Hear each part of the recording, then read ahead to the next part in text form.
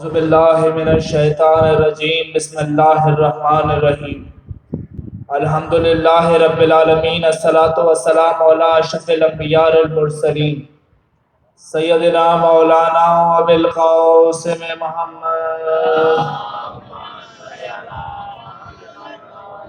جس بندے کو جتنا احسان حسین یاد ہے مل کر درود پڑھے بآواز بلند۔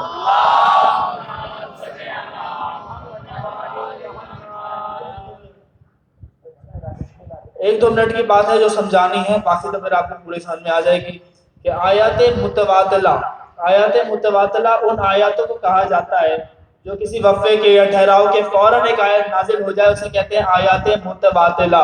یہی بات تھی جو سمجھانی تھی۔ بڑی بڑی کتب آل محمد جیسے انما ولیکم اللہ ورسولہ والی آیت نازل ہوئی، سرکار مصطفیٰ مسجد نبوی کے منبر پہ امت کو، رعیت کو، مسلمانوں کو آیت کے ترجمے سے، تشریح سے آگاہ فرما چکے۔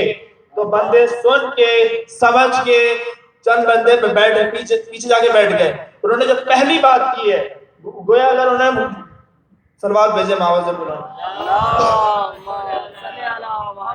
گویا انہوں نے اگر دشمنی مرتضیٰ میں بات کی، مگر ان کے منہ سے بات بڑی اچھی نکل گئی۔ وہ کہتے ہیں اگر آیت کو مانتے ہیں تو پھر علی کی ولایت واجب ہے ہم پہ، اگر علی کی ولایت کو نہیں مانتے تو ایک آیت کے منکر گویا پورے قرآن کے منکر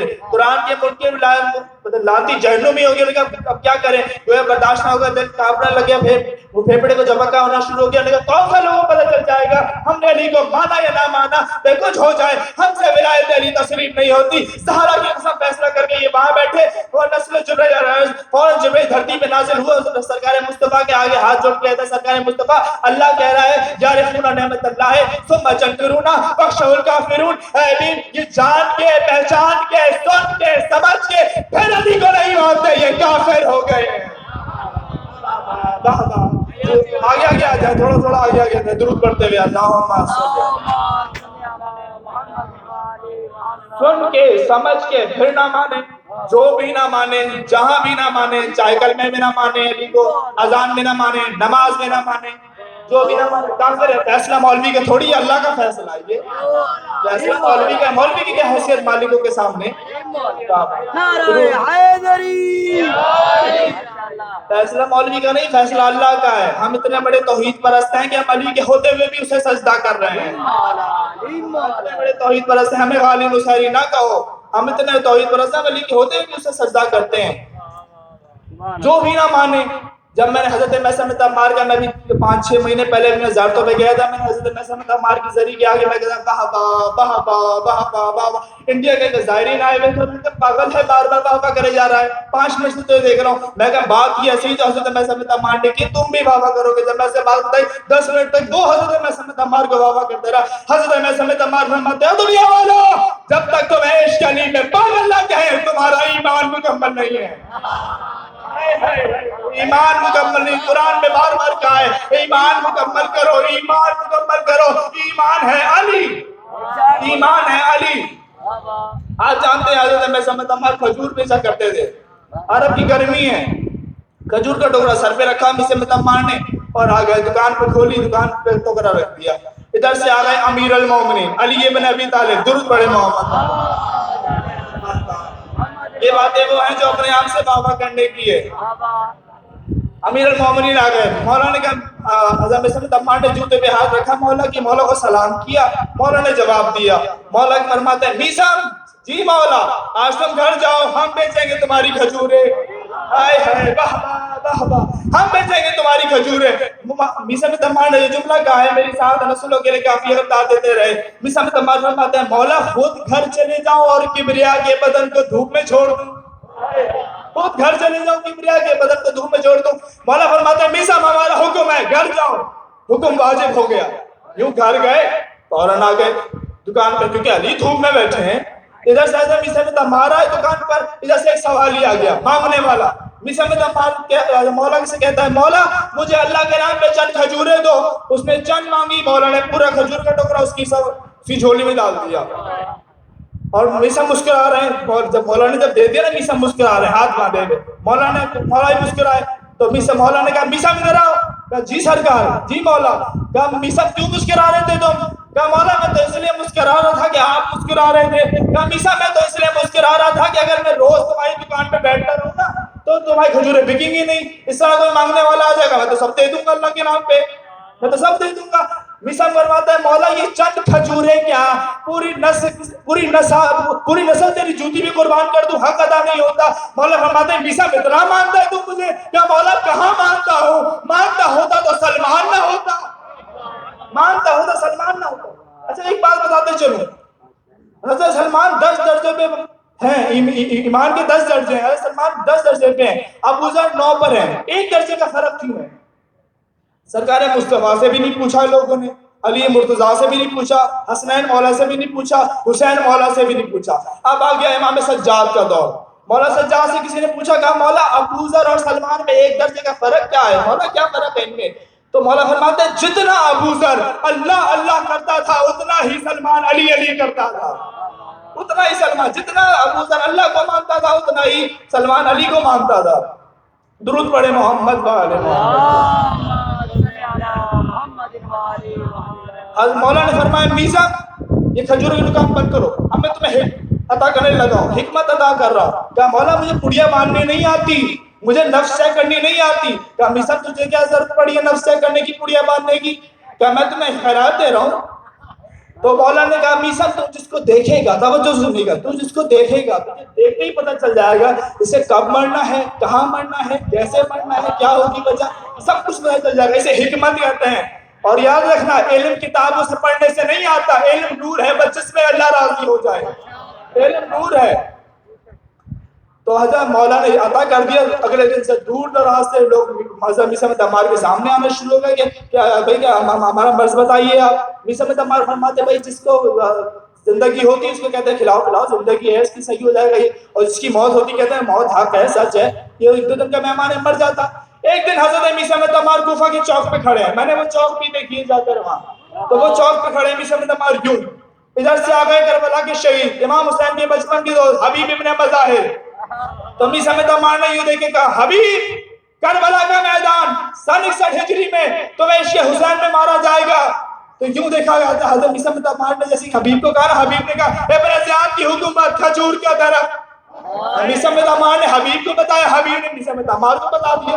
मिसा में दमार कहते तुझे कैसे पता चलता है, कहते हैं कि मुझे इस तरह मारा जाएगा, और हबीब कहते हैं तो तुझे किस तरह पता चलता है, कहता है मुझे इस तरह मारा जाएगा। कहा मैंने शाह विलायत की मौला अली की 3 साल नौकरी की है। मिसा में दमार कह रहे हैं मैं 3 साल नौकरी की है, अली ने मुझे खैरात अता की है 3 साल में। हबीब कहते हैं जाओ थोड़ा बादशाह, इतनी देर लगा दी खैरात लेने में, तुमने 3 साल अली की नौकरी की है, मैंने 3 दिन हुसैन की जूती साफ की है। हाय हाय दुरूद पढ़े मोहम्मद वाले। यही हज़रत मिसा में दमार खड़े हैं इब्ने ज़ियाद के सामने, क्यों लश्कर अश्कर सारे कुत्ते कमीने हरामी खड़े हैं, यूं हज़रत मिसा में दमार खड़े हैं, देख रहे हैं इब्ने ज़ियाद को, बस देख रहे हैं, आंखें टकी हुई हैं, टाका लगा दिए, देख रहे हैं। हालांकि उस कुत्ते ने अपना पहलू बदला, कह रहे क्या देख रहा है तू, बुढ़ा था मुझे। हज़रत मिसा में दमार फरमाते सच फरमाया था मेरे मुर्शिद अली ने कि मिसा तेरा कातिल नाचने वाली का बेटा होगा, सच फरमाया था मेरे मुर्शिद अली ने। वो कहता है फांसी में लटकाओ उसे, ये कौन सी बड़ी बात है, ये भी तो मेरे मौला ने फरमाया था। कैसे चाल चली, इसने कहा और तेरे मौला ने क्या फरमाया था, क्या मेरे मौला ने फरमाया था ये तुझे खजूर पे लगाता दरख्त पे लटकाने से फांसी देने से पहले तेरी जबान काटेगा। ये इब्ने ज़ियाद कहता मैं तेरी जबान नहीं काटनी, नाउज़ुबिल्लाह मैंने अली का फरमान झुठला देगा, तो झुठला दे, तू हाकिम है तो इस्लाम मुल्क का अमीर है, ख्वाहिश पूरी कर मेरी, तो इस्लाम मुल्क का अमीर बन के बैठा हुआ है, क्या ख्वाहिश बता, क्या पूरे कूफा के बुलाओ, पूरे कूफा के जन्नो मर्द को बुलाओ, सारे कूफा के जन्नो मर्द इकट्ठा होकर मिसा में दमार के सामने आ गए। अब जाकर मिसा खैर है, कोई वसीयत करनी है आखिरी वक्त में, क्या वसीयत नहीं करनी, तुम्हारी गलतफहमी दूर करनी है। क्या वो कौन सी, क्या तुम्हारे हाकिम के बारे में बताना है, ये बेटा किसी और का है, खाते में नाम किसी और का, ये हरामी बच्चा है। इब्ने ज़ियाद कहता है काटो ज़बान इस बुड्ढे की, पूरे कुफा के सामने मिसा में दमार धमाल मार के कहता है तो कुत्ता कौन होता है अली का फरमान झुठलाने वाला। दूर पड़े मोहम्मद वाले। अल्लाहुम्मा सल्ली अला मुहम्मद। अभी मैं ज़ारतों में गया था तो मैंने ईरान में इमाम रज़ा की जब ज़ियारत की तो बाहर निकला तो कुतुब खाना था, 2 वाक़यात इमाम रज़ा के पेश करते चलूं। ये कुतुब खाना था, मैंने किताब पढ़ी मौज़ात रिज़विया, ये किताब है बड़ी मशहूर किताब है, इसमें 2 वाक़यात बड़े मशहूर हैं, बड़े ज़बरदस्त हैं। एक था ताहिर ओरियान, इमाम रज़ा के सहन में बैठता था, ऊपर वाले हिस्से में बदन पे लिबास नहीं होता था, सर्दियों गर्मियों में बैठा रहता था। کچھ نہیں بولتا تھا، اللہ جانے پتہ نہیں کس سے بولتا تھا، کچھ نہیں بولتا تھا، اللہ جانے کس سے بولتا ہے۔ تو ایک عالم دین کا بیٹا بیمار ہوا، مجتہد کا بیٹا بیمار ہوا، تو اس نے حکیموں کو، ڈاکٹرز کو دکھایا، اس کو شفا نہیں ملی، مولا کے پاس آیا کہ مولا مجھے میرے بیٹے کو شفا دیں۔ تو وہ جیسے ہی حرم سے باہر نکلا، صحن میں آیا، تو پہلی بار طاہر عریان بولا تیرا بیٹا بیمار ہے۔ مولوی ہکا بکا ہو گیا، اسے میں نے بتایا نہیں، اسی کے سے پتہ چلا۔ کہا کہتے ہیں تو شفا چاہیے؟ کہا ہاں شفا چاہیے۔ کہا میں دوں شفا؟ کہا دیجئے۔ کہا اس نے کہا تیرا گھر کدھر ہے؟ کہا اس طرف ہے۔ کہا میں اس کی گھر کی طرف سورہ الحمد کی تلاوت کر کے پھونک دی۔ کہا تیرا بیٹا ٹھیک ہے؟ گھر گیا تو بیٹا ٹھیک۔ عالم دین کو 3 دن کے بعد خیال آیا، انہوں نے کہا کہتے ہیں طاہر عریان نے سورہ الحمد میں 3 غلطیاں کی تھی، جا کے آتے اس کی غلطیاں درست کرواؤں میں جا کے۔ اس مولوی نے امام پہن کے فوراً آیا، کہتے ہیں صحن امام رضا میں، امام رضا کے صحن میں آیا، اس نے کہا طاہر بیٹھا ہوا تھا، تو طاہر نے کہا کہ بیٹا شفا نہیں ملی؟ اس کو شفا نہیں ملی کیا اسے؟ کہا نہیں شفا تو مل گئی ہے، مگر تمہاری 3 غلطیاں تھی، اس کو سدھارنے آیا ہوں میں۔ اٹھا چلا یہ عالم میں رضا کا نوکر اس کی طرف دیکھ کے کہتا ہے، انہوں نے کہا اگر ہماری غلط الحم تیرے بارے میں نہیں، ہم واپس لیتے ہیں، ہم واپس لیتے ہیں۔ دوسرا واقعہ، اصغر بے نماز، اصغر نام ہے، لقب بے نماز ہے، مشہد کے بندے سے سلام نہیں کرتے، بے نماز کو کون سلام کرے گا؟ مشہد کے بندے۔ تو کہتے ہیں پھر اس کے لیے کہتے ہیں مشہد کو آتا، مولا کو سلام کرتا، سجدہ کرتا، چلے جاتا خاموشی سے اپنا۔ درود پڑھے محمد والے محمد اللہم صلی علی محمد۔ مولا کو سلام کرتا، چلے جاتا وہ۔ تو ایک دن کہتے ہیں اس نے یمن سے ایک بندہ آیا تجارت کرتے ہوئے مولا کی زیارت کو، مولا کی زری کی زیارت کو آیا وہ بندہ، تو اس نے بیچ میں لوٹا گیا تھا، کہتے اسے بیچ میں لوٹا گیا، تو اس نے کہتے مولا رضا کی زری پہ آگے کہا مولا تمہارا مہمان تھا، زیارت کرنے آ رہا تھا، مولا میں لوٹا گیا ہوں، میرا پورا کرو خرچہ۔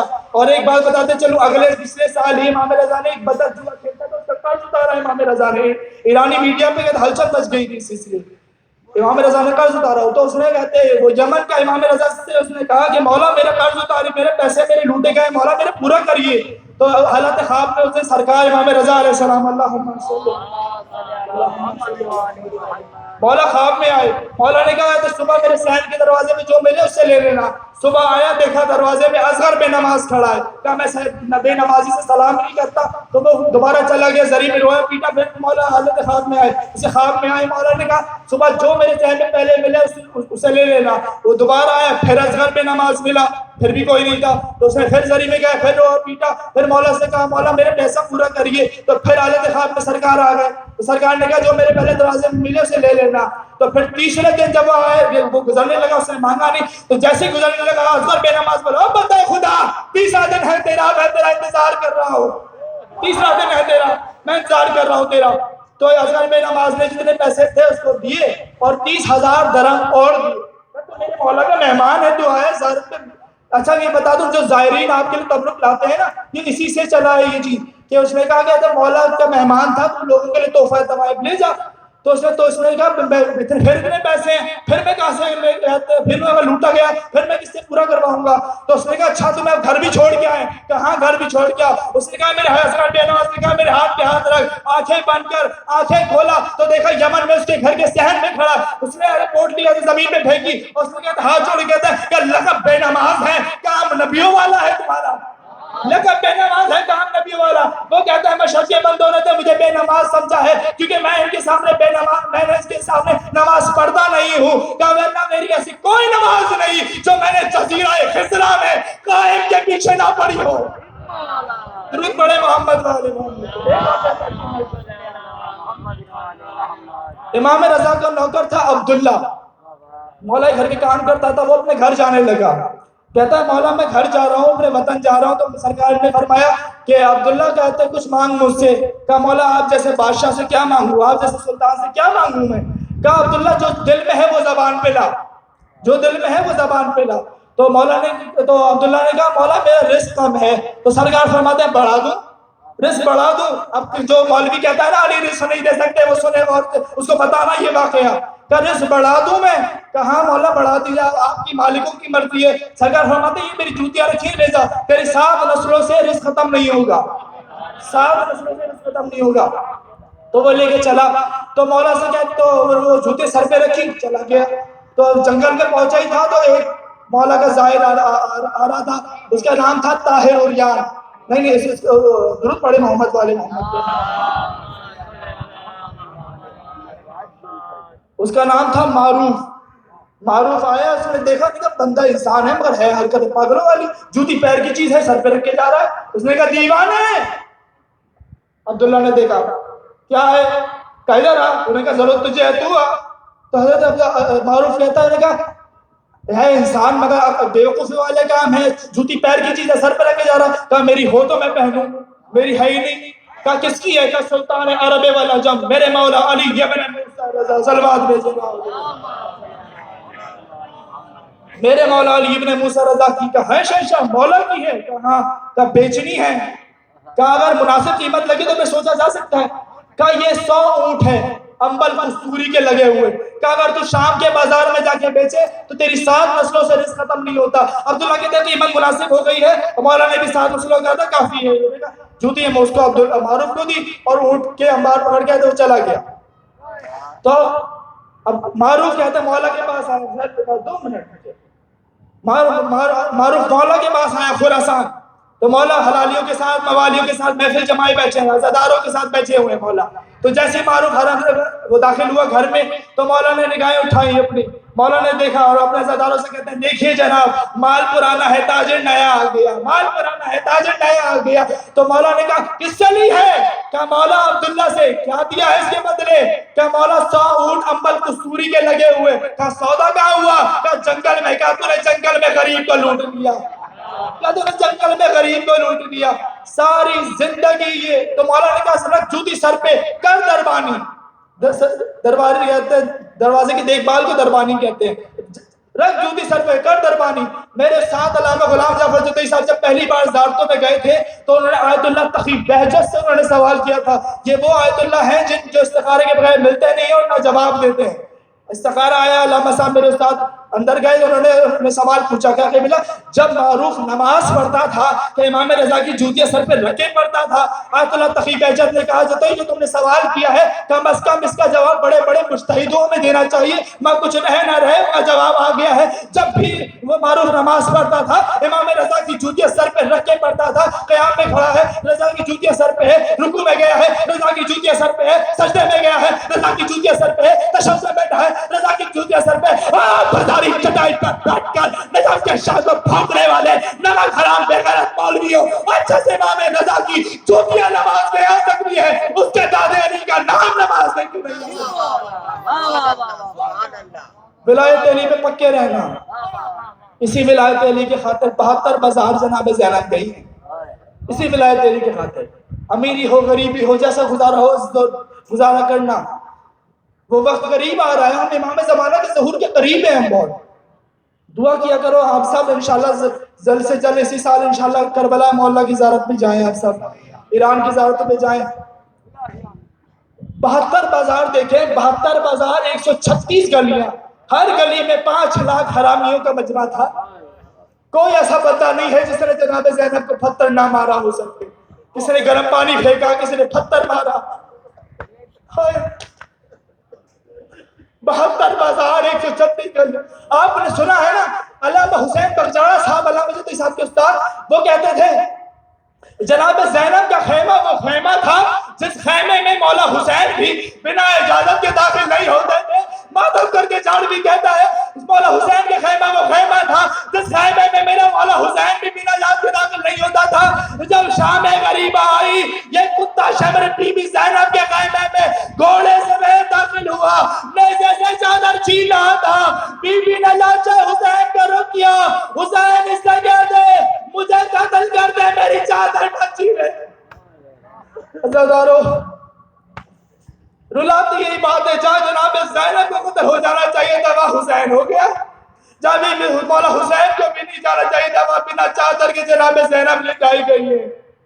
عزیزارو آپ نے سنا ہے بی بی زینب شام کے بازار کے سامنے 3 دن کھڑی رہی۔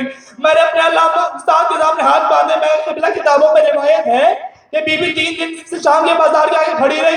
علامہ صاحب کہتے ہیں تو کی پوچھتا ہے، میں کہ قبلہ میں نے ذاکر سے سنا ہے کہ بی بی 3 دن شام کے بازار کے آگے کھڑی رہی، ماتم کر کے میرے استاد کہتا ہے کہ صرف 3 دن کھڑی نہیں رہی زینب، بلکہ 3 دن کھڑی رہی اور 2000 شام کی نجس عورت بی بی کے سامنے ناچتی رہی۔ وہ بی بی کہتی ہو سجاد، وہ میں کس نجس محل میں آ گئی، سر پہ ماتم، میں کس نجس محل میں آ گئی، وہ میرا بیٹا، وہ میں قرآن ہزارے امام جناب زینب کو اس طرح شام کے بازار سے گزارا گیا ہے۔ 6 مہینے بعد ایک یمن کا تاجر بازار میں تجارت کے لیے آیا، اس نے بازار کی دیواروں پہ لہو کے داغ دیکھے، ایک شامی سے پوچھتا ہے کیا قربانیاں چھتوں پہ کرتے ہو؟ وہ شامی ٹکر مار کے کہتا ہے یہ قربانیوں کا لہو نہیں، آج سے 6 مہینے پہلے کسی باغی کی بہنیں گزاری گئی اور جس میں زینب کا لہو تھا، کسی دیوار پہ ضرب سکینہ کا لہو تھا، کسی دیوار پہ بے پردہ کا ماتم حسین علیہ اللہ۔